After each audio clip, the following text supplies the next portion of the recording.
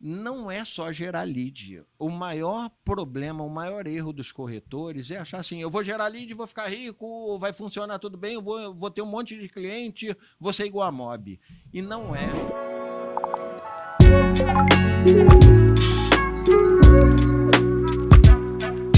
Olá, sejam todos muito bem-vindos a essa quarta temporada do Tech Talk. Vocês estão percebendo aqui que a gente está num estúdio diferente. Hoje estamos aqui no Rio de Janeiro para fazer uma entrevista muito, muito especial. Durante 2 anos, a gente tentou que o nosso convidado fosse até São Paulo, mas nunca deu certo. Mas a gente veio até aqui, fez questão para poder conversar com o Arley. Tudo bom, Arley? Tudo bem, e você, Emir? Tudo ótimo, meu. Obrigado por ter topado nosso papo. Hoje de manhã eu conversei com algumas pessoas na Quanta. A gente reuniu, né? O Arley reuniu um grupo de corretores. A gente falou sobre a importância do uso de dados para corretora de seguros na tomada de decisão. Vou apresentar brevemente o Arley, mas vocês vão conhecer ele de verdade durante a nossa conversa. Arley Bolosa, sócio e fundador da Mob Corretora e da Quanta Consultoria. Ele é expert em gestão de treinamento e criação de soluções voltadas para a qualificação do corretor de seguros. A gente vai falar bastante sobre isso. Trabalhou por 20 anos em uma seguradora ou na prestação de serviço para elas. Também atuou como diretor de ensino por 3 anos do Sincor Rio de Janeiro. E aí vem a primeira pergunta que eu não sabia. Você, apesar de toda essa carreira no mercado de seguros, você começou, né? Sua formação é engenharia. Você fez engenharia mecânica, é isso? Sim. E vou te contar uma coisa que você não sabe também, com certeza. Assim, todo mundo no mercado de seguros tem alguma formação em alguma coisa e boa parte é engenharia, administração, Sim. economia e tal. E eu comecei a fazer engenharia mecânica porque no ensino médio, na época era 2º grau, eu comecei a me envolver com uma corrente política e tal. Eu era bastante ativo politicamente e fazia parte de um movimento, de uma corrente interna do PT, chamada Convergência Socialista. Tá. Então, no ensino médio, eu conheci marxismo, trotskismo, Lenin e tal, e achei bastante interessante. Eu tinha mais ou menos 17 anos e comecei a ser responsável pela formação de ensino mesmo da célula estudantil aqui no Rio de Janeiro. Então eu tinha que ler, preparar as apostilas, reunir os grupos e fazer, eu acho que daí veio a questão do ensino. Que interessante. Então eu era responsável pela formação política aqui de novos membros, principalmente, que estavam entrando na Convergência Socialista, que era uma corrente interna do PT. E a decisão de ir para fazer engenharia mecânica veio daí também, porque na época, e aí olha que loucura, né? Eu sempre fui muito dedicado e muito obstinado por algumas coisas. E a gente aqui no Rio de Janeiro, a gente tinha um sindicato dos bancários, com Ciro Garcia, que hoje é presidente do PSTU. A Convergência Socialista acabou saindo do PT e virando partido político. E a gente tinha uma necessidade de fortalecer o sindicato dos metalúrgicos, que a gente tinha o Silas e a gente tinha o Tavares. E aí eu falei, cara, eu estou disposto a fazer alguma coisa ligada à mecânica, e aí o caso era engenharia mecânica, para ir atuar no sindicato dos metalúrgicos e fortalecer a Convergência Socialista nessa categoria. Menos por uma interpretação de vocação, mas mais por uma missão. É tipo Exatamente. Isso? Assim, o objetivo de ter feito engenharia civil não serviria. Teria que ser engenharia mecânica porque era mais fácil e consegui estágio, inclusive, antes de vir parar no mundo do seguro. Eu fiz um estágio na Superpesa, que era lá para dentro de Campo Grande, uma indústria que alugava equipamentos pesados, retroescavadeira, guindastes e tal. E eu falei, cara, me encontrei aqui, estou no meio da peãozada aqui e tal, e acho que é um bom local para eu começar. E eu estava fazendo estágio lá de engenharia mecânica, eu estava numa empresa ligada à categoria que eu queria. Sim. E que encaixava na necessidade do partido. Caramba. E daí até você entrar para o mercado de seguros, foi muito tempo? 8 meses, cara. E aí já começou a estagiar ou já contratado por alguma seguradora? Já contratado por uma seguradora, desisti eu achei que seria muito complicado, não desistir de tudo, mas o que eu pensei foi o seguinte, cara, era um trabalho que eu, como estagiário, eu estava no meio assim de um pátio gigantesco e chegava aquelas máquinas acidentadas porque tinham rolado na obra, desmonta aqui, monta ali, não sei o quê. Eu trabalhava direto com um cara que era o engenheiro mecânico da Superpesa, responsável por isso, por mandar as máquinas da obra, mas era um trabalho muito desgastante. Sim. Era manutenção desses equipamentos, é isso? Exatamente. Tá. Reparo, principalmente, para mandar para as obras. E eu ficava andando de um lado para o outro com uma porrada de cara. E a gente ia com a empilhadeira, com os equipamentos e tal, e coordenar ali o reparo dos equipamentos justamente para que eles pudessem voltar para a obra. Só que era longe pra cacete, era desgastante, e eu falei, cara, eu tenho que arrumar outra coisa, porque eu acho que não é muito a minha ser metalúrgico, não. Cedo pra cacete eu tinha que pegar o ônibus para ir para lá, o ônibus da empresa, porque para lá não tinha linha de ônibus regular. Então você era aquele horário e não tinha. Exatamente, tinha que ir para um determinado. E aí começou essa história de. E aí depois que eu entrei, eu fui procurar um outro emprego, falei, cara, tinham que ter conhecimento em engenharia. Eu falei, cara, cabe. Fui fazer a entrevista, não sabia para onde era, e fui parar numa seguradora, na Bradesco Seguros. Subscrição de grandes riscos e tal. Comecei com risco de engenharia, risco nomeado, risco operacional, responsabilidade civil geral, e ia para a IRB negociar resseguro. Então, aí eu comecei a fazer subscrição de grandes riscos. Porra, baita escola, não? De seguro? Muita coisa, Porque vê muita coisa variada e talvez numa esfera que não é tão comum, né? As pessoas... grandes riscos com resseguro, tal, é um desenho meio muito mais específico, né, do que a grande maioria das pessoas trabalha normalmente, né? Sim, e muita coisa eu fazia também a cotação de equipamentos de riscos e ramos diversos, e eu fazia subscrição lá de equipamentos que a gente ainda não tinha feito seguro. Eu sou daquela época daqueles manuais verdes e tal, do parafusinho que você substituía as folhas e tal, e aí você olhava lá. Só que aquelas tarifas foram importadas lá de fora, muito antigas. E aí tinha equipamento de irrigação. Tu vai lá, não tem equipamento de irrigação. E aí eu tinha que criar uma taxa para aquilo ali. E depois dar uma acompanhada na sinistralidade para ver o que estava acontecendo. E eu ia anotando tudo num caderno. Tanto que, quando eu cheguei no ponto de pedir para sair da Bradesco, que eu falei, deixa eu empreender agora que eu quero tentar cuidar da minha vida... Eu cheguei para o meu superintendente e falei, Valdir, toma o meu caderninho aqui, tem todas as taxas que eu criei, tudo que eu anotei e tal. Aquilo então, ali era o manual técnico da tarifação, né? Do Arley. Como você tinha pensado. Para que quem entrasse no meu lugar tivesse ali parâmetro para cotar equipamentos semelhantes àqueles que eu vinha cotando ali naqueles 5 anos que eu fiquei na Bradesco Seguros. E que não estavam naquela tarifa verde que a gente tinha emitida lá pela SUSEP e tal. Arley, como é que começa? Chegou lá um equipamento de irrigação, que você deu de exemplo. Parte da onde pra você começar a montar a tarifa? Primeira coisa, equipamento estacionário. Qual tipo de risco ali? Roubo não tem. Qual tipo de dano? Uma colheitadeira, um trator, passar por cima, causar um dano e tal.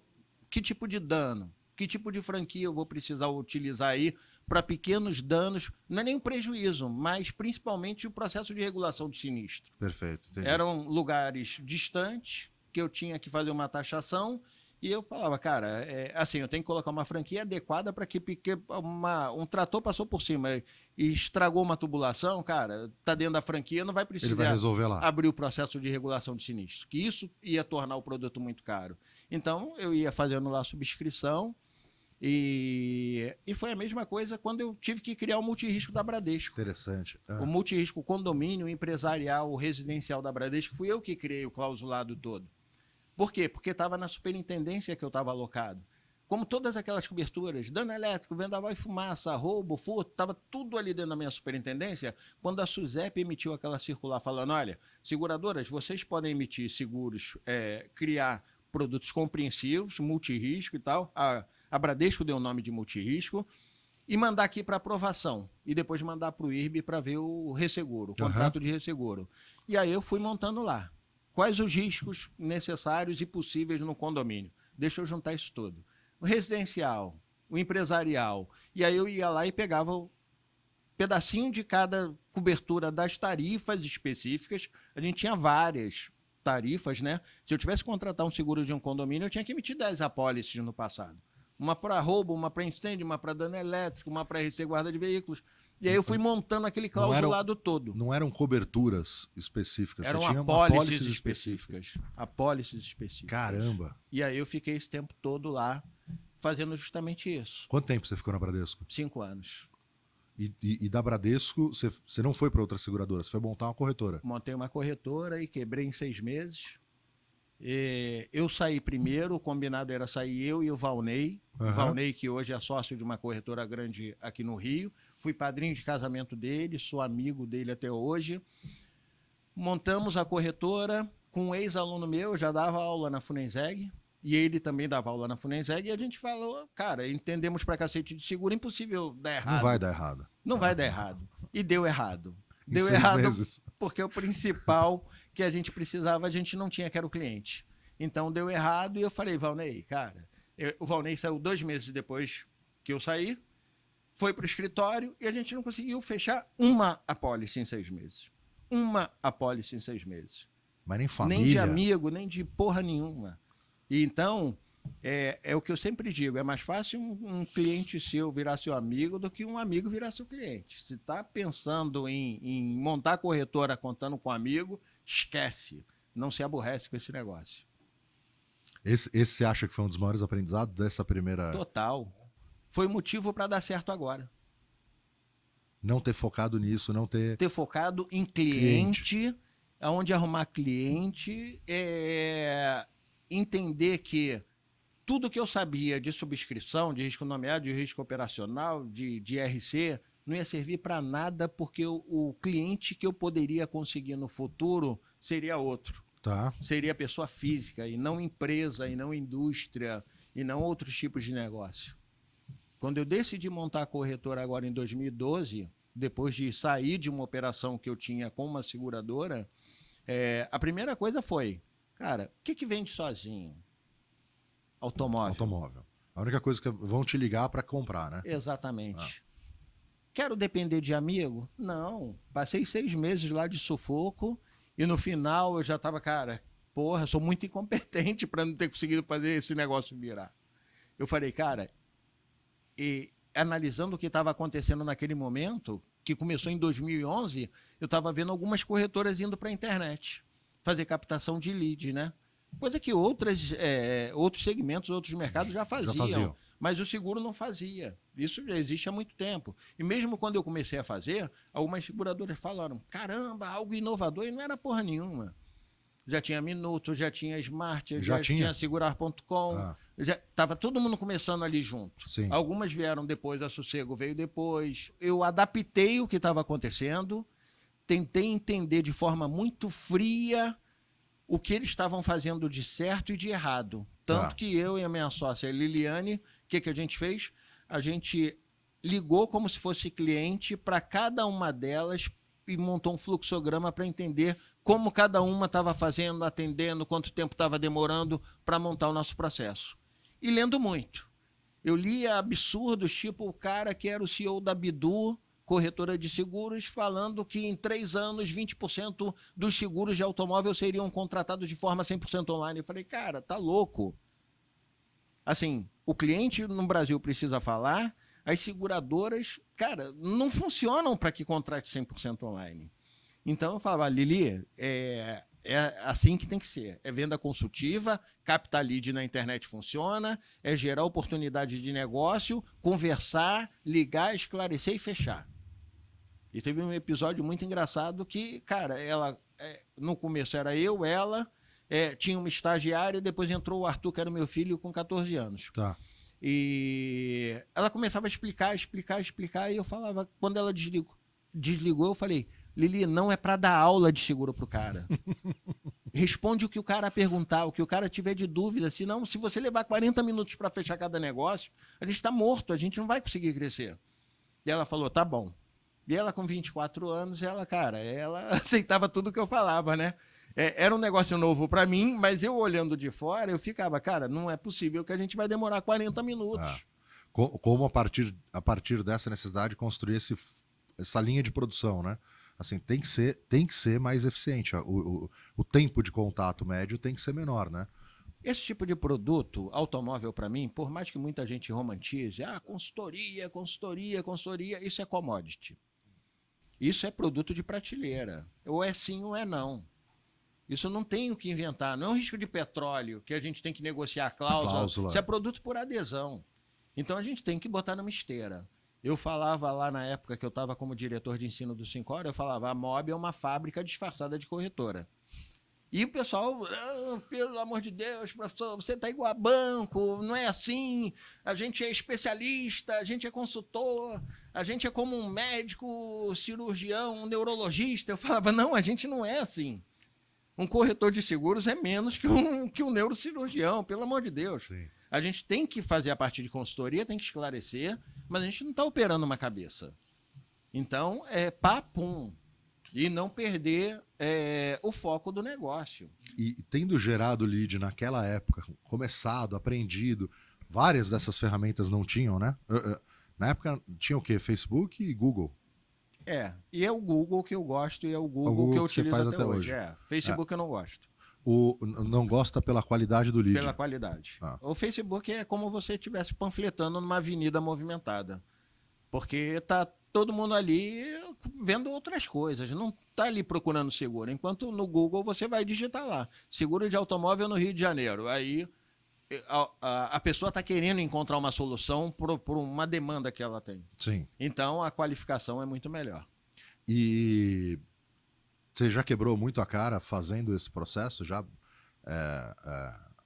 aprendeu muito gerar lead? Porque demais. Parece simples a primeira vez que você entra lá na plataforma, né? Você fala, bom, eu vou colocar aqui seguro de automóvel, Rio de Janeiro, colocar o dinheiro aqui que eu posso gastar. Parece meio óbvio, meio fácil. E é fácil. Configurar lá não tem muita ciência, né? Gerar lead qualquer imbecil gera. A primeira coisa que a gente tem que ter claro é isso. Você vai gerar mais caro ou mais barato, com menos qualidade ou mais qualidade. Sim. É só formatar lá, a ferramenta intuitiva do Google, você vai gerar. Tem até os cursos dele, é super fácil. Eles te orientam, ligam um consultor. Se você botar R$1.000 por mês, vai ligar um consultor querendo que você comece a colocar 2.000, 3.000, 4.000 e tal. Sim. Porque ele ganha dinheiro com isso, né? A receita do Google vem disso. Não é só gerar lead. O maior problema, o maior erro dos corretores é achar assim, eu vou gerar lead, vou ficar rico, vai funcionar tudo bem, eu vou ter um monte de cliente, vou ser igual a Mob. E não é. O processo de venda é diferente, a cultura do time é diferente, a forma de você trabalhar é completamente diferente de o Emir me indicar o Rodolfo para fazer seguro comigo. O Rodolfo vai dar tempo, vai esperar minha proposta, vai conversar, vai falar. Às vezes você vai passar raiva, né, com uma indicação. E eu, desde o início, eu falei com a Liliane, quando eu chamei ela para fazer a sociedade na corretora. Falei, vamos focar no seguro de automóvel, que até um mendigo da rua vende, se você der SUSEP, ele vai vender, se você tiver preço. E vamos captar na internet, porque se é para passar raiva, eu quero passar com estranho. Então, o cara ligar e falar, pô, eu tenho R$30 mais barato, cara, um estranho não dói tanto. Agora, um amigo dói. Então, eu parei. Eu detesto gente conhecida na minha corretora. Das 10 mil clientes ativos que a gente tem na corretora, acho que eu tenho 3 que vieram por acaso para ali. Mas todo ano enche um saco. Estressa mais do que os outros. E outra coisa, se o cara te liga, eu já fico com receio de atender, porque pode ser um sinistro. O cliente da Mob não tem o meu celular. Agora, o meu amigo tem. Sim. Aí o cara me liga sexta-feira, à noite, sábado, eu fico assim, será que ele bateu no carro? resolver. Será que o carro foi roubado? Antes eu sabia que ele ia me ligar para chamar para beber uma cerveja, para um churrasco. Hoje eu não sei mais. Então eu evito, cara. Vamos deixar ele continuar chamando para as coisas boas. Exatamente. Arley, e quando que você começa a dar aula? Quando que você começa Cara, eu comecei a dar aula com 24 sobre anos. Seguros. 24 anos. Antes eu já dava aula no Centrefor da Bradesco, que eu, como eu era da matriz, eu tinha que treinar as sucursais e as filiais. E isso eu fazia lá durante o expediente. E não era remunerado por isso. Além do salário que eu recebia, eu comecei lá com mais ou menos 22 anos. Centrefor, da própria Bradesco. Tá. Era só atravessar a rua, tinha lá o auditório e tal, as sucursais mandavam os funcionários e a gente tinha que treinar. Não só eu, como outros também. Tá, mas você ia atrás disso? Você falava, ô, pessoal, tem algum lugar aqui que eu possa ensinar? Não, tem algum... Não, eu era obrigado. Como é que é essas coisas?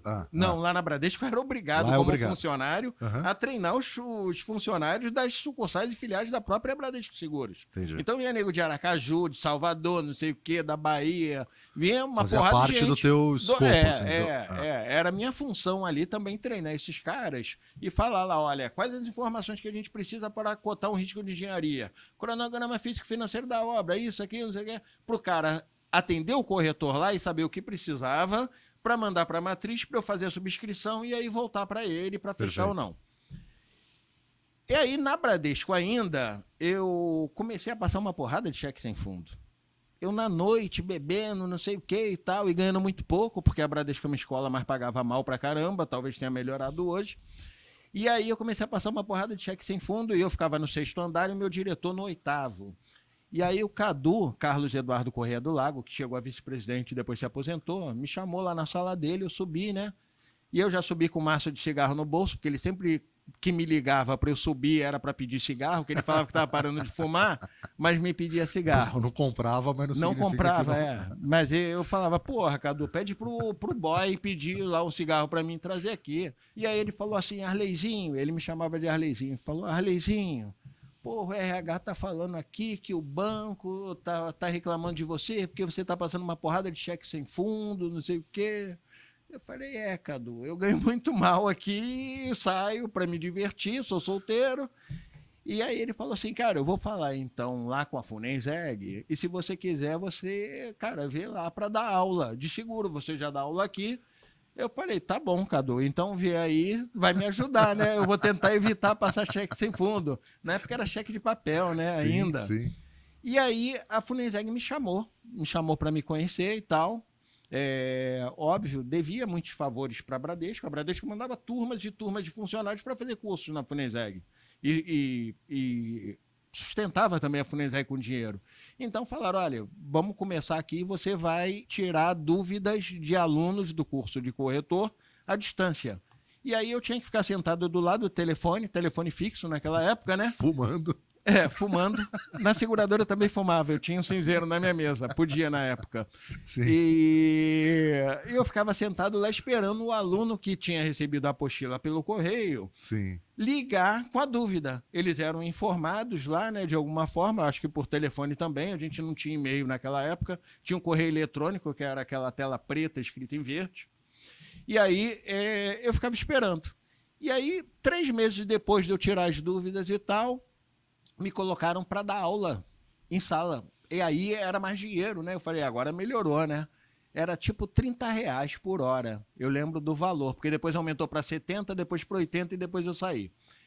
E aí era R$30 por hora, mas eu dava muita aula. Eu dava aula toda noite, porque como eu conhecia vários ramos, eu dava aula de risco de engenharia, de RC, de riscos de ramos diversos, de aeronáutico, de marítimo.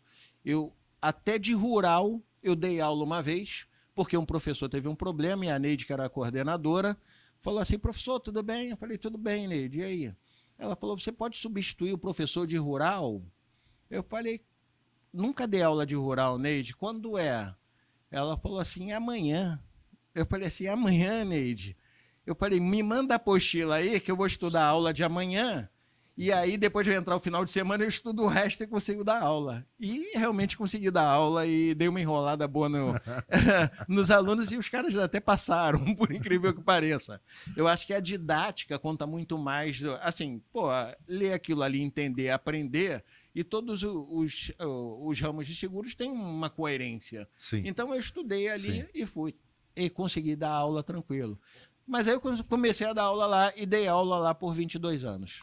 Na Funenseg, até virar diretor de ensino do sindicato. Quantos alunos, quantas pessoas, eu já ouvi muito isso, várias vezes que a gente está junto, as pessoas, esse aqui foi meu professor, ele que eu sei, tudo que eu sei é por ele. Mas acho que poucas pessoas têm ideia de que isso tudo aconteceu por causa disso, né? Por causa desses cheques sem fundo. Exatamente. A necessidade de fazer dinheiro para cobrir o cheque. Arley, onde você acha que você aprendeu mais, assim... acho que são coisas diferentes, mas trabalhando na Bradesco, mas trabalhando, né, no dia a dia ou dando aula? Nesses anos todos que você passou dando aula, o mais óbvio é a gente imaginar que você era o único que estava ensinando, né? Você não é o cara que estava aprendendo lá. Mas, de alguma forma, você acha que isso contribuiu para o que você aprendeu nesse percurso? Cara, eu aprendi muito dando aula com os alunos, conversando com eles, principalmente bebendo depois da aula, porque eu sempre parava para tomar chopp com os caras. Aprendi muito visitando corretores também, e isso tudo acabou virando uma grande coxa de retalhos para mob dar certo. E eu aprendia muito com os erros que os caras cometiam. Eu visitava corretor que eu escutava gritando e chamando funcionário de burro na minha frente. E eu, como seguradora, eu falava, cara, o dia que eu tiver uma corretora, eu nunca vou fazer isso. Então, assim, eu vi muita coisa errada, vi muita coisa certa e fui formatando aquilo na minha cabeça. Isso eu vou usar, isso eu não vou admitir, exatamente, né? Fui montando o meu plano de negócio ali com base nisso, porque, assim, você tem que ter uma estratégia, tem que ter um foco, mas assim tem toda uma outra parte de cultura que eu vejo que não funciona muito bem em algumas corretoras. Durante esse período aí da pandemia, quando entrou o processo de pandemia e que a gente teve que ir para casa e tal, eu fui muito tranquilo, absolutamente tranquilo, porque eu tenho um time bom, tenho um time comprometido e eu me despedi deles falando o seguinte, eu tenho que cuidar de vocês, mas eu tenho que cuidar também da empresa. Então as coisas precisam funcionar mesmo em casa, porque antes da empresa acabar, eu vou desligar as pessoas que não fizerem o que tem que ser feito. E por outro lado, eu vi alguns ex-alunos meus com corretoras médias e até grandes e tal, maiores que a minha, falando assim, professor, o que eu faço? Acho que o meu funcionário vai me roubar meus clientes. Acho que agora eu vou quebrar, porque não vai funcionar. Porque não tem meta, não tem planejamento, não tem estratégia, não tem um time bem remunerado. Uma coisa também que eu aprendi muito visitando e conversando, eu não conversava só com o dono da corretora, conversava também com quem trabalhava ali, porque eu tinha que trazer produção e não era o dono da corretora que calculava e que mandava a produção. Eu era de seguradora, eu fico impressionado com o gerente que ignora todo entra mundo. na mob, atravessa, vai lá no fundo, você sabe como é a minha Sim. sala, é toda aberta a todos os funcionários, eu e a Lili lá atrás e a Camila. Entra por todo mundo, no máximo dá bom dia, vai lá e sai e vai embora. Não sou eu que calculo, não sou eu que boto a produção numa seguradora ou em outra. E aí isso tudo me impressionava bastante também. E aí eu ficava, cara, e gente mal remunerada. Gente mal remunerada não pode ser comprometida. O melhor reconhecimento é dinheiro no bolso. Eu duvido que um funcionário meu que saia da minha corretora consiga ganhar o que ganha na mob em outra corretora. Todos que saíram porque eu ou a Liliane demitimos pedem para voltar todo mês. Em algum momento está pedindo para voltar, porque melhorou, porque mudou. Estão em outras corretoras, mas estão pedindo para voltar. Você acha que você vê nas corretoras uma preocupação de ter cultura? Eu escuto isso, você consome conteúdo, estudando, enfim, vários outros mercados, fala-se muito nisso. No mercado de seguros, vejo isso em seguradoras, vejo muito pouco isso em corretoras. Você também tem esse trabalho de consultor, você enxerga isso? Você acha que tem esse, nem que seja inicial, mas você vê um movimento nesse sentido? Eu vejo alguns corretores melhorando nisso. Agora, cultura é você colocar na cabeça do funcionário o que é a empresa. Ontem eu estava falando isso numa reunião com a minha sócia. Estava falando, a gente tem que falar o tempo inteiro. É assim que a gente quer, é assim que a gente gosta, é assim que tem que fazer. Como tem que funcionar o negócio, mesmo quando a gente não está ali. Porque eu não fico ali o dia inteiro. Hoje eu fiquei a manhã inteira com você. Sim. E o time estava trabalhando. Camila estava com você e Liliane estava com você também assistindo a palestra. Sim. E o time estava funcionando. Entendeu? Hoje o nosso modelo de trabalho é híbrido. A gente só vem segunda e terça. E não vem só segunda e terça os donos. Quarta, sexta, todo mundo em casa. E todo mundo trabalhando. E todo mundo sabe o que tem que entregar. Se não entregar, vai sair. Então isso tem que ficar muito claro. Eles precisam ter na cabeça o seguinte: eu tenho que contribuir com o resultado financeiro da empresa. O foco é resultado. Eu vejo as seguradoras falando assim, cara, é muito difícil conseguir tirar uma renovação de uma seguradora que vocês determinam que é foco. E por que é foco? Porque é onde a gente tem um maior resultado financeiro, o maior diferencial competitivo, e o time sabe que tem que ser ali que a gente tem que colocar. Porque assim eles vão ser mais remunerados também. Então, tem seguradora que, cara, chega lá e pede produção, infelizmente não vai ter produção, a não ser que faça algo pela MOB. É uma coisa pela outra. Eu acho que a gente conversou isso depois do almoço. Sim. O corretor precisa saber negociar com a seguradora. Precisa ter maturidade, precisa estar estruturado, precisa também prometer o que pode cumprir. Uhum. Não dá para passar vergonha depois. Eu não prometo absolutamente nada. Se chega lá, a Porto Seguro, que é a minha principal parceira hoje, e fala assim, eu preciso fechar 100 residenciais por mês, eu nunca vou falar assim, tá bom, vamos fechar. Não vou fechar. Eu prefiro falar assim, eu vou fechar 15 e entregar 20. É isso que eu faço. E falo, vamos fazer uma campanha aí para o time, para se a gente fechar os 15, você dá R$50 para cada uma aí por item fechado. É assim que funciona. E bem objetivo, a gente tem que ser claro com a seguradora. Eu liguei para uma seguradora aí, para um gerente de seguradora, e falei para ele, cara, assim, eu produzi hoje com você, eu estou perdendo dinheiro. Meu comissionamento médio aí está 16.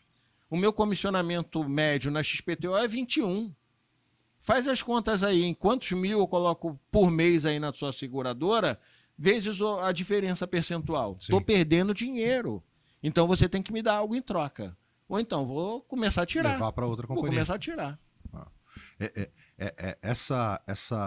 Essa lógica e absolutamente clara que você fala de prezar pelo teu negócio como corretor e negociar para onde você vai levar o risco, como você vai posicionar tua corretora, é fundamental. Assim, o que eu vejo, as corretoras de maior destaque têm essa clareza, inclusive no relacionamento com as seguradoras. Muitas vezes parece que o corretor está dando graças a Deus que a companhia vai pagar a comissão para ele. E é o básico, né? Sim. É o básico. Agora, mesmo com isso, tem alguns acordos que podem valer muito a pena e que podem ser interessantes para você optar por levar para uma companhia ou para outra. Porque atender bem o sinistro, pagar rápido a comissão e tudo mais, é default. É isso que todo mundo tem que fazer. Não é nenhum extra, né? Você acha que ter trabalhado em seguradora, de alguma forma, te ajudou a enxergar como funciona a seguradora e saber também até onde você pode negociar e como isso funcionaria agora você sendo corretor? Eu acho que muito.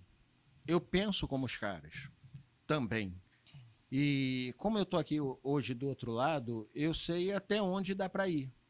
Tem algumas coisas que a Liliane fala assim, Arley, tô com um problema aqui, resolve para mim. Eu falei, cara, isso não é problema para resolver com a seguradora. Se a gente vacilou, a gente tem que resolver. Vamos pedir coisa importante. Coisa porcaria aqui de R$200, de um reboque, porque, cara, a gente resolve e paga do bolso. Vamos guardar os pedidos para o que realmente interessa, porque aí eu vou com força. E aí eu resolvo em função de quê? Emir, também de planejamento, de estratégia. Desde o início, a gente não era porra nenhuma, a gente não tinha uma pólice emitida e eu tinha definido quais seriam as seguradoras foco. Eu tinha as 5 que eu iria focar e as outras que eu iria colocar alguns riscos caso eu não conseguisse colocar nas 5. Sim. E eu não tinha uma pólice. Até hoje você trabalha com 5? Principais, sim. Sim. As 5 que são parceiras, e aí o corretor também tem que definir quem é a parceira. Entendeu que parceria não é amizadezinha, beber café ou beber cerveja junto. Parceria é o quê? É dinheiro para um lado, dinheiro para o outro. Se eu levo dinheiro para uma seguradora, se eu estou com um resultado bom, eu quero um pedaço desse negócio. Se eu quero fazer uma campanha para ajudar o cara que está precisando bater a meta dele lá, eu quero que ele faça uma campanha e dê dinheiro para o meu time. Para fechar, para correr atrás, para bater a meta. Então, isso é parceria. Parceria não é, isentei a vistoria, sou teu parceiro. Isso não é parceria para mim. Isso aí é o quê? É um pedido e a seguradora vai aceitar ou não. Se não aceitar, a gente se vira e resolve. Agora, eu acho que a gente tem que ser mais profissional e zelar mais por uma relação realmente comercial. Se eu tenho uma seguradora que me oferece alguma coisa, eu deixo ela me dar meta.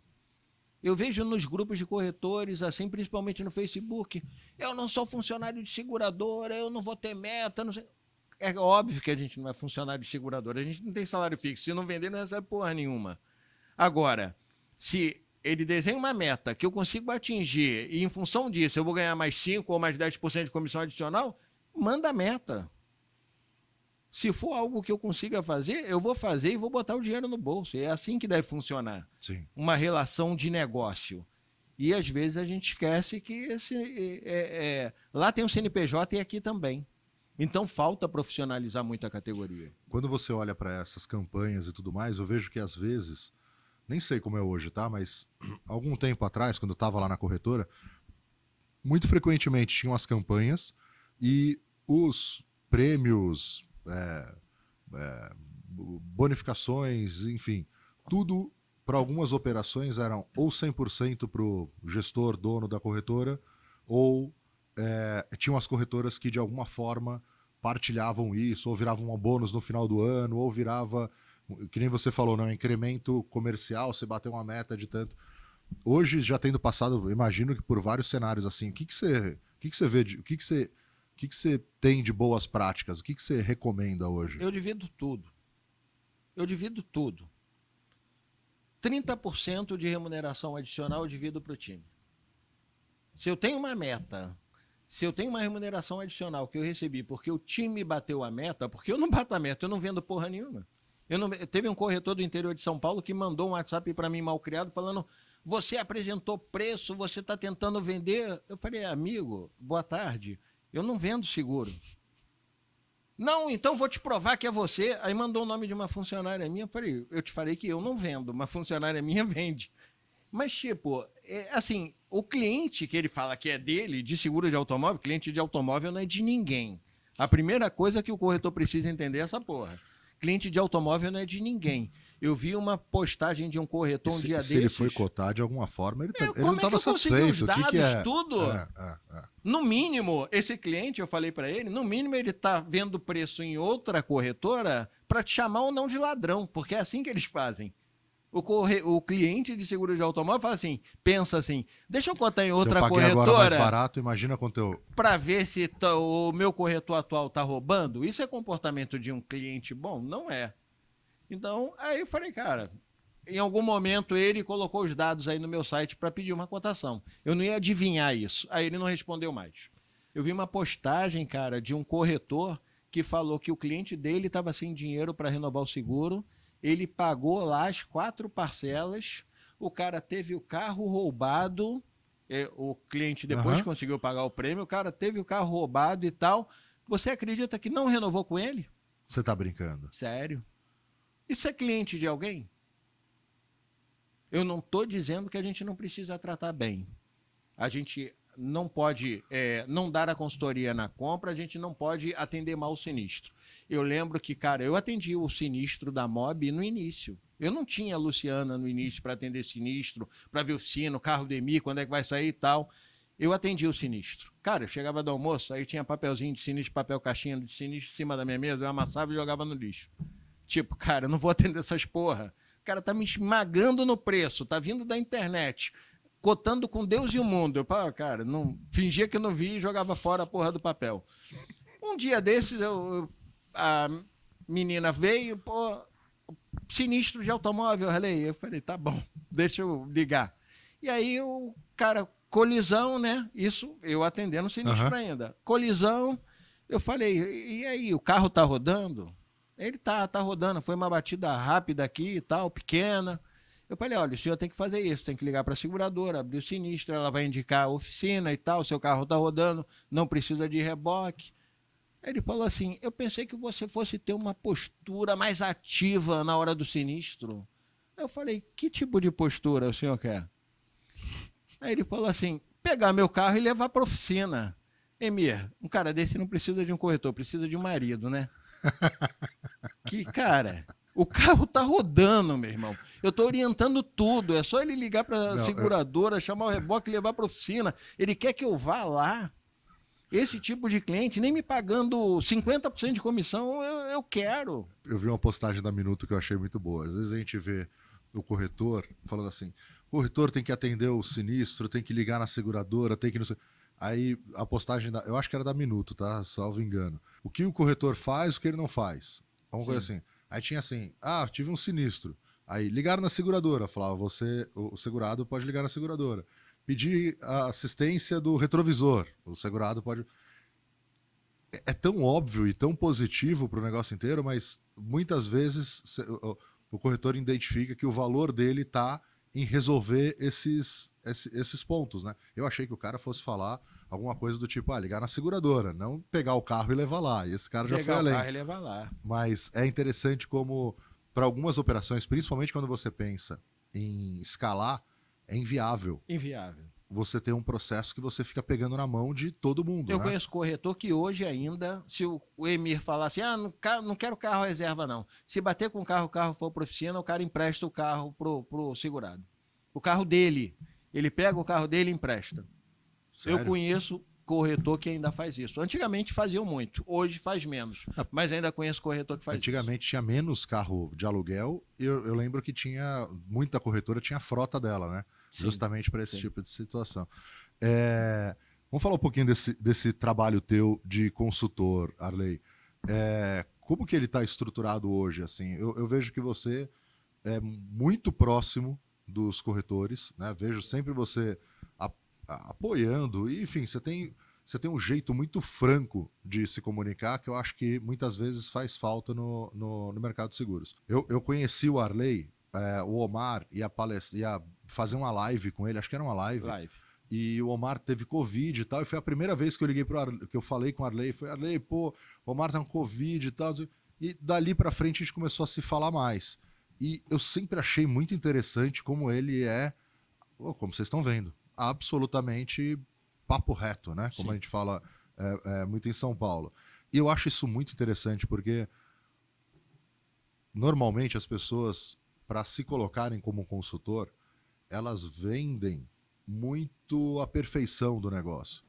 E no final das contas, eu prefiro ter alguém me ajudando, me orientando, que já quebrou a cara de 100 formas diferentes, do que alguém que aparentemente deu sorte ou, enfim, mérito próprio, mas que teve uma jornada absolutamente lisa, porque quando tiver um problema de verdade, mais difícil de saber como se virar, né?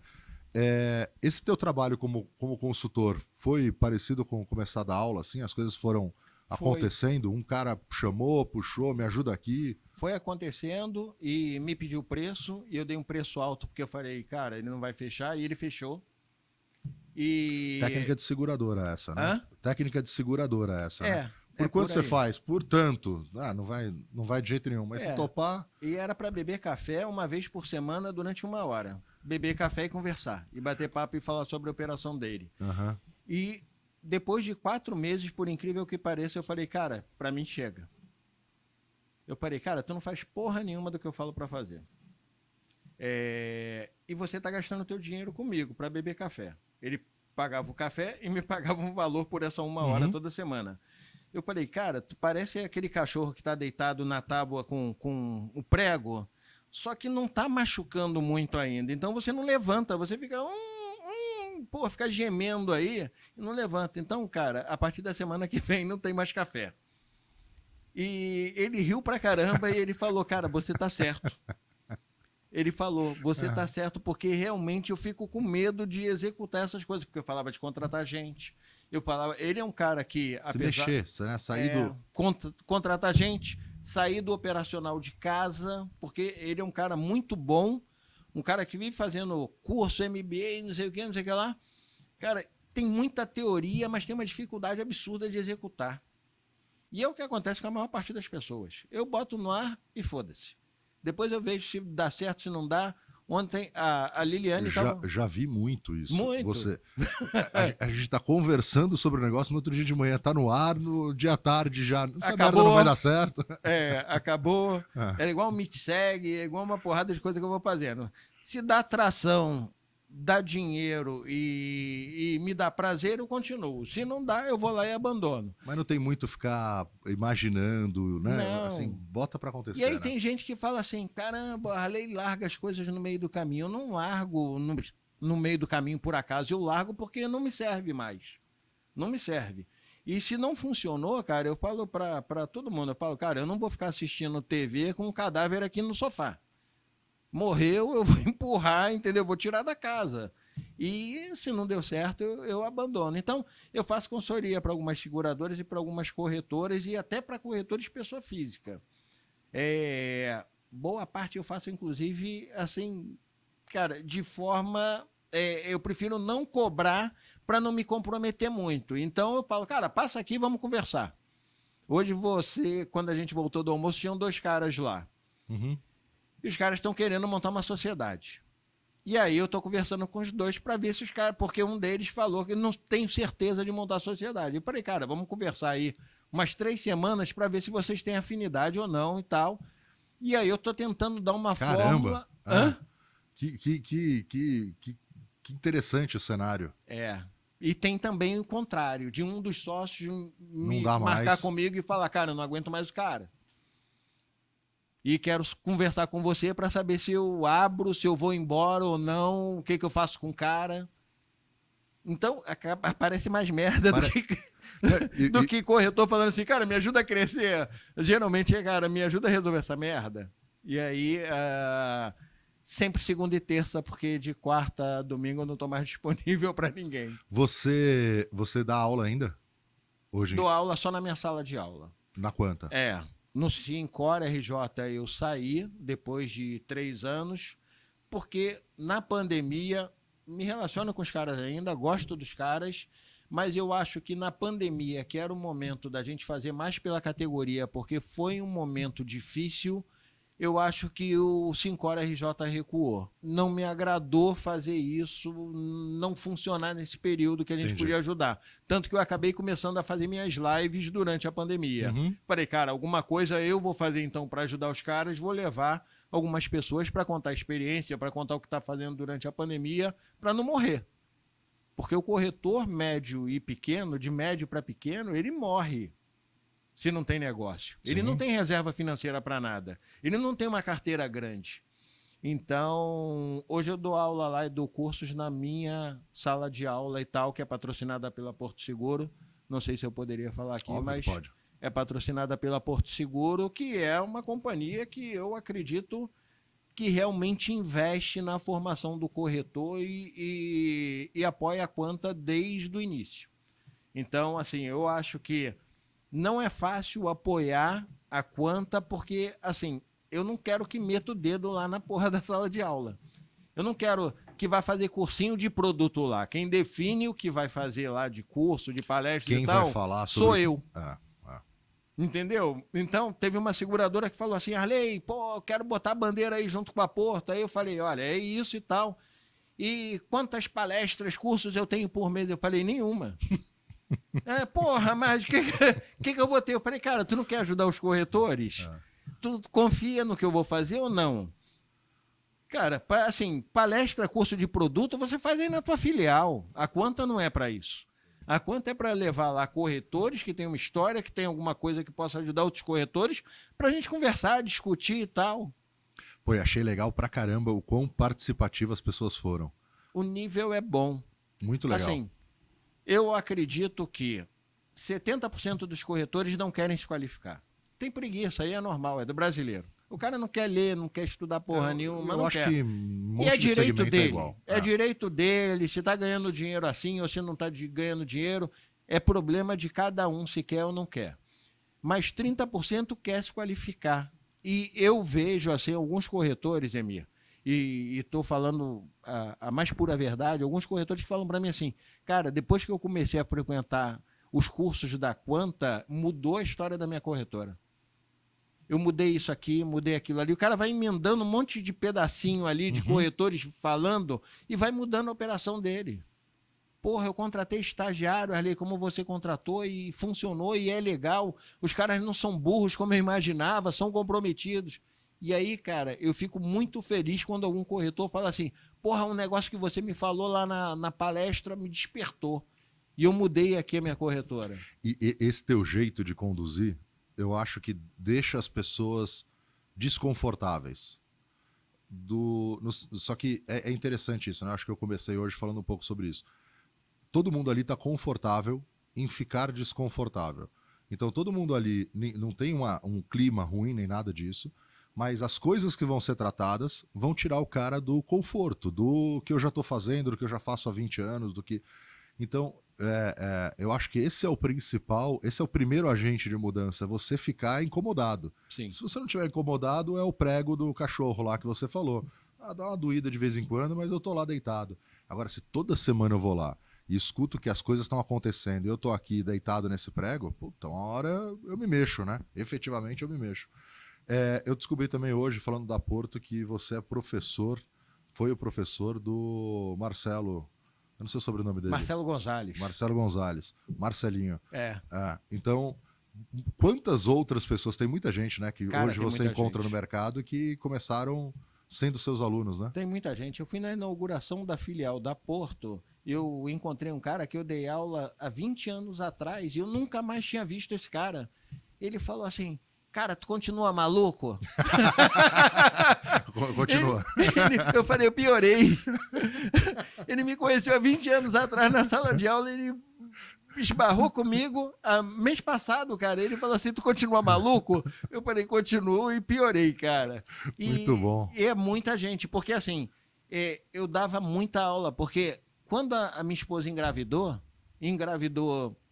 sem querer, assim, sem querer não, porque teve um motivo, mas não estava nada planejado, eu falei, cara, fudeu, eu vou ter que trabalhar muito mais agora, porque eu estava namorando há 6 meses, eu ia ser pai, eu tinha que construir uma casa, eu tinha que ter onde morar, eu tinha agora um filho para criar, que ia nascer em algum momento, daqui a 9 meses, e eu comecei a pedir aula para Funenseg, e estava dando aula para cacete.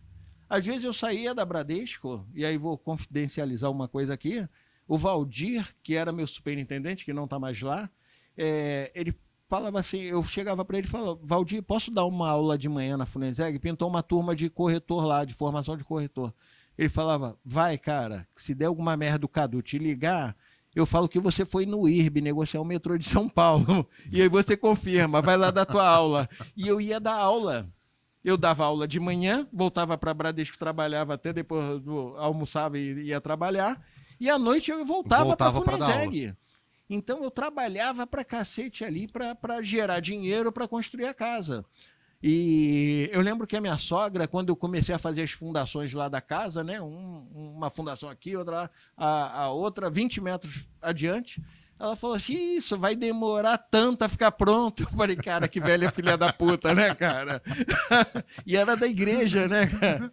E eu falei assim, agora é que eu tenho que fazer essa porra andar mesmo, né? Comecei a fazer apostila para Funenseg, fazer revisão, escrever a apostila também. Todos esses eram extras que eles... Exatamente, que eu ganhava. Tanto que a primeira vez, e isso é engraçado, a primeira vez que eu dei aula na Funenseg, eu trabalhava na matriz da Bradesco, né? E aí eu dei aula lá uma semana, era de TGS, e aí caiu o dinheiro na conta, cara, era metade do meu salário. Era quase isso, era metade do meu salário. E aí eu tô sentado lá na minha mesa fumando meu cigarrinho, analisando os fax, né? Naquela época chegava por fax a porra das cotações. Vem o Luiz Carlos. Luiz Carlos, o gerente do banco, que ficava dentro da seguradora, catando fraude. E aí ele sentou na minha cadeira, oi, Arley, tudo bem? Eu falei, tudo bem, Luiz, e aí, tudo bom? Eu pensei, deve olhar alguma auditoria aqui, alguma porra que eu fazia, né? Que eu pegava todos os seguros residenciais fechados nas agências do Banco Bradesco, eu tirava 5% ali, eu ia na tesouraria, fazia um cheque e entregava para a Fundação Bradesco. Eu fazia isso na hora do almoço. O negócio era tão caseiro, preenchia um cheque à mão lá com os 5%, e eu almoçava e ia lá na Fundação Bradesco, entregava lá para o diretor da Fundação Bradesco para sustentar, lá pagar a fundação. Aí o Luiz Carlos falou assim, olha, identificamos uma movimentação estranha aqui na sua conta de funcionário. Eu falei, movimentação estranha? Ele falou, entrou esse valor aqui. Não tem mais cheque sem fundo, tá entrando dinheiro. Tá sobrando dinheiro. Que loucura. Movimentação estranha. Aí eu falei, Luiz, isso aí é a aula que eu dei na Funenseg, cara. Se tu quiser, tu liga pra lá, pode falar com o Valdir ou com o Cadu que me botou lá pra dar aula. Eu falei, não é dinheiro de fraude, de seguro, de porra nenhuma, não, nem seguro que eu tô fazendo. Ele, tá bom, vou confirmar isso então. Muito bom. Mas era divertido lá. Ô Arley, o que você tem visto no mercado de seguros que você acha que é o futuro do mercado? Ou, né, meio coisa de futurologia, mas não precisa ser muito longe. Mas o que você tem olhado que te anima, que você acha interessante do mercado de seguros? Muitos sócios. Eu adoro ter sócio. Eu acho, cara, que assim, a maior loucura do mundo é corretor que vem conversar comigo e fala assim, eu quero crescer, eu quero aumentar meu negócio, quero aumentar minha corretora. Eu falei, é você e mais quantos? Quantos sócios? Não tenho sócio. Sou eu sozinho e vai continuar. Porque eu não quero ter sócio. Eu falo, cara, tá fudido. Ninguém faz nada sozinho. Eu não teria feito a MOB sozinho. A gente tem que ser humilde para saber o que a gente pode cuidar, o que a gente pode fazer, o que a gente não pode fazer. Então, assim, eu gosto de algumas corretoras que eu conheço aqui no Rio e que você conhece que tem muitos sócios. Meu sonho é ter uma porrada de sócios. Eu acho tão legal quando um desses caras chega e fala assim, toda segunda a gente tem comitê dos sócios para deliberar e tal. Eu falo, caralho, meu sonho, né? É como se você tivesse uma seguradora sendo o dono do seu próprio nariz. Cada um olhando para um ramo, cada um olhando para exatamente, né? Por um pedaço cara, daquilo. Um para gestão de pessoas, o que eu posso fazer para pessoas? Ali na MOB somos 3 e, porra, a gente divide uma porrada de coisa. Porque se faltar café e papel higiênico, eu tenho que buscar na padaria do lado. Sim. Então, assim, eu acho que é uma tendência ter muitos sócios, é uma tendência a união de corretoras também, que eu acho que é uma tendência. Eu acho que os pequenos vão ficar cada vez menores porque a situação vai ser cada vez mais difícil. E não adianta o corretor pequeno falar, mas é mais fácil para grande, a grande tem mais vantagem da seguradora. Cara, tem e merece ter. Eu não posso ter o mesmo preço, tem uma seguradora que quer que eu produza lá. Aí ela fala assim, por que você produz tanto por mês? Eles sabem, né? Eles sabem quanto a gente produz por mês porque eles são todos amiguinhos. Eles disputam preço, mas eles se falam, né? Porque eu quero ser a segunda, eu quero, pelo menos sair daqui e chegar lá. E eu falo, cara, assim, o que você me dá em troca para você entrar no meu radar? Eu não posso ter o mesmo preço, Emir, que um corretor que trabalha de casa. Eu tenho funcionário, eu tenho aluguel, eu tenho luz, eu tenho café, eu tenho a porra toda para pagar. Então eu não posso ter o mesmo preço. E aí tem gente que fala, isso é um absurdo. Cara, mas eu também saí do nada. Eu saí da zero apólice e comecei a crescer. Mas você investiu. Cara, eu não entendo alguém que quer montar um negócio, que quer ser empresário, sem investimento. Vai montar uma franquia do McDonald's aí para você monta sem dinheiro. Qualquer coisa, vai montar uma padaria, não tem... Agora, o corretor acha que vai para a Funenseg, faz o curso. O curso, cara, é caro, eu estou até pagando para o meu filho. Não acho que seja caro porque parcela. Aí você quer com computador e com celular, só, sem estudar, sem se qualificar, ganhar dinheiro para caralho e ter condição comercial, ter comissão extra, não dá. Então, assim, sociedade, parceria, tem feito ótimas parcerias e é o que eu estava falando para uma corretora que estava lá na sua palestra hoje. Ela falou, vamos conversar semana que vem? E, cara, parceria tem que ser bom para os dois lados. Tem corretor que quer parceria e fala assim, eu fico com 70 e você com 30. Isso é parceria. E não agrega porra nenhuma de valor para a operação do outro. Cara, parceria só vale a pena se os dois estiverem confortáveis com quanto cada um vai ganhar e se você realmente ajudar o outro cara a crescer. Se mantiver o patamar aí e ele perder 20% da receita que ele teria, tá perdendo o jogo. Sim. É sacanagem fazer isso. Sim. Então tem corretora que eu conheço que pega o cara que está lá esgoelando, o corretor que está lá em dificuldade, fala, vem ser meu parceiro e termina de massacrar o cara. Aí fica difícil também. Então, assim, tendência é isso. Tráfego pago, eu acredito muito. Eu acredito muito em trazer negócio da internet. Você tem algum curso ou vai abrir algum curso específico para isso, para tráfego pago? Vou fazer lá na Quanta uma palestra sobre isso e vou mostrar o básico. Agora, vou mostrar o básico, como formatar uma campanha no Google ADS, é muito fácil. Agora, eu vou falar quais os cuidados que o cara tem que tomar para trabalhar com lead, Sim. que é o principal. Foi o que eu falei no início aqui, gerar lead qualquer burro gera. Assim, eu não gosto de comprar lead, nunca gostei. Eu já experimentei comprar lead, eu achei que foi uma experiência ruim. E eu acho que é algo muito importante. Quando eu desenho um modelo de negócio, que a minha forma de captação de cliente é geração de cliente através da internet, eu terceirizar isso, cara, eu fico na mão da pessoa. A gente viu há pouco tempo aí alguns corretores que entraram em desespero por conta disso. Sim. Poderia não ter encerrado a operação, mas se sai de um preço de R$15 para 30, eu vou ter que pagar os 30. Será que eu suporto esse aumento? Porque não é simples fechar negócio através de lead. A conversão é baixa. Uma pólice hoje, para mim, custa R$430. Uma pólice de automóvel custa R$430. E aí eu coloco aí o Google, o aluguel, a funcionária, o café, o papel higiênico, a porra toda. O custo de aquisição de um cliente. No primeiro ano eu empato, eu perco dinheiro. E aí eu vou ganhar no segundo, por isso a gente tem que ter eficiência. Você, se não for produtivo e não for eficiente, você não remunera bem funcionário. Se você ficar girando tua carteira, né, todo ano entra gente nova e sai, você não renova nada, vai acabar. Vai acabar. Vai acabar. Vai acabar, porque todo ano você vai perder. Faz parte do negócio perder cliente. Faz parte do negócio perder 15% a 20% todo ano. Então, se eu não crescer em número de itens mais do que 15%, 20%, no ano seguinte eu estou menor. Porque eu vou ter aquilo menos 15, 20 de novo. Eu tenho que suprir o que está saindo e botar mais para crescer. Sim. Entendeu? E essa conta é que a gente tem que fazer o tempo inteiro. Hoje a tua palestra lá foi sobre a importância dos dados. Tem que ter número. Eu não tomo decisão sem número mais hoje na minha vida. Entendeu? Tudo que a Liliane vem me propor, eu falo, cadê os números? Cadê os números? Ah, não tem. Eu falei, então não quero nem conversar. E ela é obrigada a trazer os números. Sim. Porque não vai sair nenhuma decisão sem número. Entendeu? E muitas vezes, quando ela traz os números, não é nada daquilo que a gente estava pensando. A nossa percepção engana muito, né? Depois que você vai no número, assim, não é certo ou errado, mas é quanto a gente se engana, às vezes, por várias percepções.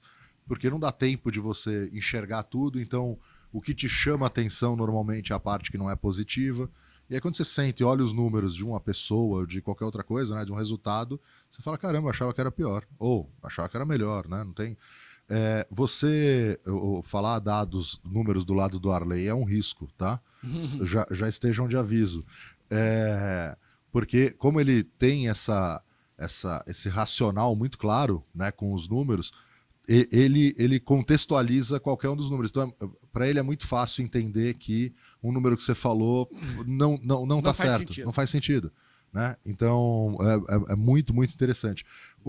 Arley, a gente está indo para a parte final aqui, mas, na verdade, só porque eu tenho um voo para pegar, mas com certeza, agora que eu descobri que dá para vir no Rio e conversar com ele, e do lado a gente está nesse espaço, né, do estúdio, que é do lado da Mob, então acho que vão acontecer mais vezes.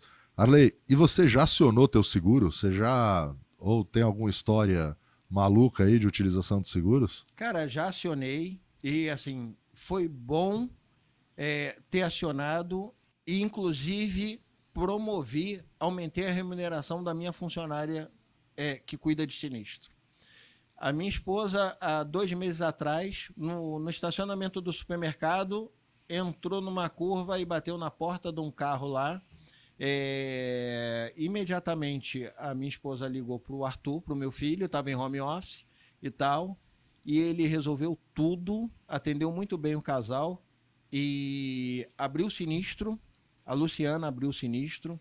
No dia seguinte, vistoriou. E no dia seguinte, foi lá e autorizou o reparo. Engraçado que a menina dona do carro falou que deu graças a Deus por ter sido a gente que bateu no carro dela, por ter sido a minha esposa, porque ela já tinha passado por 2 situações. Uma, o cara tinha proteção veicular, falou que ia pagar e não pagou nada, a traseira. E a outra, o cara falou que ia resolver e tal, depois bloqueou ela no WhatsApp e também não resolveu nada. Então, um absurdo total que acontece aqui. Pelo menos o seguro de RCF deveria ser obrigatório, como é lá fora. Sim. Porque, cara, você não quer consertar o teu, é problema teu. Agora, o dos outros fazer isso é sacanagem. E ela acabou, como ela trocou muita ideia com o Arthur, ela acabou cotando e fechando o seguro com a Mob. Então, eu vi que o sinistro estava funcionando assim. Ela elogiou muito a Luciana. É uma oportunidade, né? Exatamente. E hoje, diferente do que acontecia na Mob no passado, quando eu atendia do sinistro, assim, além de eu não perder o segurado, porque normalmente dava sinistro, eu perdia o segurado, eu já estava conformado. Porque eu estava atendendo o sinistro. E eu não atendia com a atenção necessária. Hoje, até o terceiro a gente acaba conseguindo trazer quando ele não tem seguro, ou ele vai fazer a cotação da renovação na época adequada. Porque a gente atende muito bem, a gente acompanha a oficina e tal. Então, assim, minha experiência com o sinistro é essa. Eu não precisei porque ainda não bati. Muito bom, muito bom. Eu sempre agradeço, eu uso muito a cobertura de retrovisor. Eu tenho uma desatenção crônica na garagem.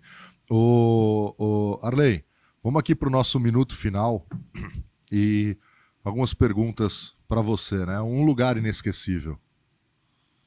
Cara, hoje tem sido o meu sítio. Eu gosto muito lá do sítio, eu gosto de andar lá no meio do mato, eu subo, desço, olho as plantas, olho as frutíferas. Aonde que é? Cachoeiras de Macacu.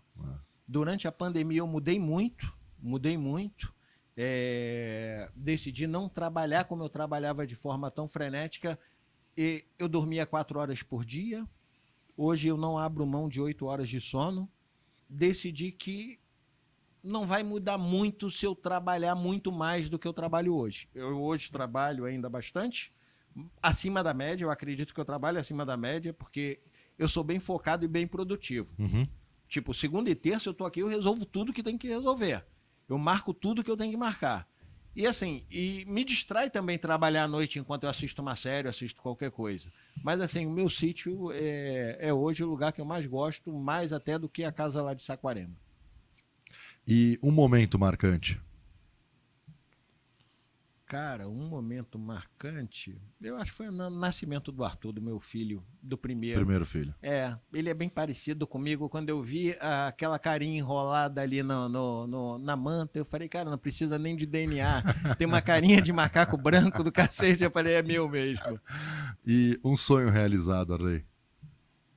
Cara, sonho realizado, acho que criar bem meus filhos. Eu acho que o Arthur e o Vinícius estão bem encaminhados. O Arthur trabalha desde 14 anos comigo, saía da escola, pegava o trem, o metrô, ia para a corretora, nunca se recusou a trabalhar, está com a gente há 12 anos. O Vinícius começou com 17. Eu acho que criar filhos hoje é muito difícil, Emir. Então, eu acho que eu criar bem, os garotos têm princípios, os caras são trabalhadores, entendeu? Eu acho que é um sonho realizado. E um sonho a ser realizado? O que você está buscando? Cara, eu acho que parar de trabalhar aos 60. Quantos anos você tem? 51. Eu acho que eu tenho lenha para queimar aí durante mais 9 anos, 8 anos e meio no máximo. E aí eu tô a fim de parar, porque aí eu quero cuidar lá eu tava querendo, tô a fim de criar bode, carneiro, essas coisas. É mesmo? Eu conheci, como eu tô indo mais agora pro sítio, conheci uns caras lá, né, e tal, bebendo café. Eu vou para uma rede de loja que tem lá, e aí tu faz amizade com os caras. E aí, pô, eu tenho achado muito legal isso. E aí, se eu tiver os netinhos para brincar com os carneiros, vai ser mais legal ainda, entendeu? Legal. E eu tenho um pôneizinho também, porque um vizinho lá do meu sítio, pô, eu vejo que ele comprou um pônei pro netinho dele brincar e o netinho dele curte pra caramba. Então, um pônei e os carneiros e tal, quando eu desacelerar. E um livro? Cara, não é o melhor que eu li, mas Quem Mexeu no Meu Queijo é um livro que me despertou muito lá atrás, cara. Quem Interessante. Mexeu no Meu Queijo, não sei se você já Eu já viu. ouvi falar, mas eu nunca li. É sobre um labirinto e uns ratinhos que correm no labirinto e tal, procurando queijo. E aí tem uma visão de negócio sobre isso e tal. E aí tem o Sniff, que é o ratinho mais rápido e tal, o mais esperto. E aí tem um outro ratinho mais preguiçoso. Tanto que alguns amigos meus, na época lá de Funensegue, de sala de aula, de reunião e tal, me botaram o apelido de Sniff. Falaram, caralho, tu parece aquele ratinho que sai correndo pelo labirinto e tal, todo elétrico. Então, Quem Mexeu no Meu Queijo é um bom livro. É antigo, é fininho, é rápido de ler, mas eu gosto dele. Legal. E um filme? Taxi Driver. Porra, é bom, hein? Eu gosto, já assisti uma porrada de vezes, acho que a trilha sonora é sensacional.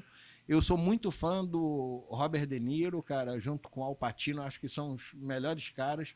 Então, Taxi Driver eu gosto muito. Porra. Um ídolo, tem algum? Cara, ídolo não. Admiro uma porrada de coisa aqui e ali, mas assim, idolatrar eu acho demais. Principalmente para um ateu, né? Fica meio difícil idolatrar. E você tem alguma... tua vertente política, não sei nem se é o assunto para a gente entrar, mas sua vertente política mudou muito ao longo desses anos, não? Você falou que é ateu, tal, de alguma forma... Cara, assim, uma coisa que as pessoas, inclusive a minha sócia, tem uma visão completamente equivocada, né? E a gente cai na porrada por causa disso, é tipo assim, o cara é de esquerda, tem que ser fudido. Ela fica assim, leva lá uma porrada de gente pra morar no teu sítio, cara, não tem nada a ver isso. Sim. Entendeu?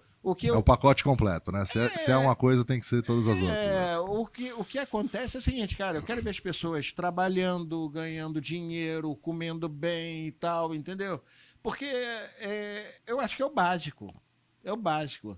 Quando você vê, eu vi na TV um documentário um dia desses aí, um senhor negro sentado com 92 anos falando que estava com fome e perguntando o que tinha feito para estar passando por isso, cara. Eu acho que ver como a gente viu as pessoas catando osso para fazer sopa, assim, minha visão política não mudou. Não quer dizer que o Arley não quer ganhar dinheiro, não gosta de dinheiro, ou quer dividir o dinheiro dele, quer jogar o dinheiro para todo mundo. Não.